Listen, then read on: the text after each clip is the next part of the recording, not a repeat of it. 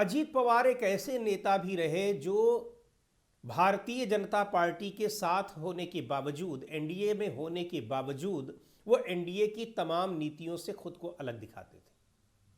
हमेशा अपने को खुद खुलेआम उन्होंने कहा था कि वो सेक्युलर हैं, सेक्युलर पार्टी में रहे हैं, सेक्युलर उनकी अपनी व्यक्तिगत विचारधारा है, और उसको लेकर कई बार बीजेपी असहज भी होती रही, लेकिन अपने तौर तरीके के साथ उसमें बने रहे। लोक निकाय चुनाव के दौरान उन्होंने साफ साफ कहा था और ये बड़ा आरोप लगाया था कि भारतीय जनता पार्टी के साथ आप रहिए तो आप बड़े से बड़े भ्रष्टाचारी हों, आपके ऊपर आरोप लगे हों, सब धुल जाते हैं। उन्होंने अपना ही उदाहरण दिया कि मेरे ऊपर 75,000 करोड़ रुपए का आरोप लगाया गया, लेकिन आज मैं सरकार चला रहा हूं, सारे आरोप चले गए।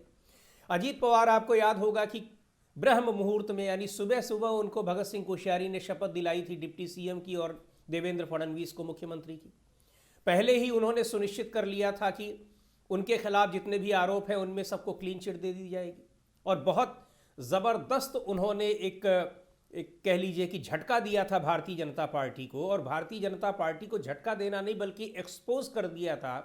कुछ ही दिनों बाद जब उन्हें क्लीन चिट दे दी गई तमाम मामलों में, जिन मामलों में उसके पहले तक बीजेपी बड़े बड़े आरोप लगा रही थी, सारे मामलों में क्लीन चिट दी, फिर उन्होंने कहा ठीक है अब हम सरकार से अलग हो जा रहे हैं।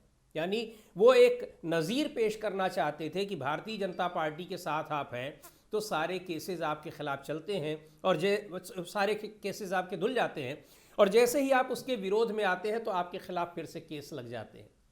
उस बार बार अजीत पवार का नज़ीर दिया जाता है। यानी भारतीय जनता पार्टी को कई बार उन्होंने इस तरीके से असहज करने की कोशिश की, लेकिन भारतीय जनता पार्टी इसकी हैबिचुअल है, उसके ऊपर कोई फर्क नहीं पड़ता है। उसको लगता है कि उसके समर्थकों को ये सारी बातें अच्छी लगती हैं और उसके समर्थक भी ये सब बातें जानते हैं।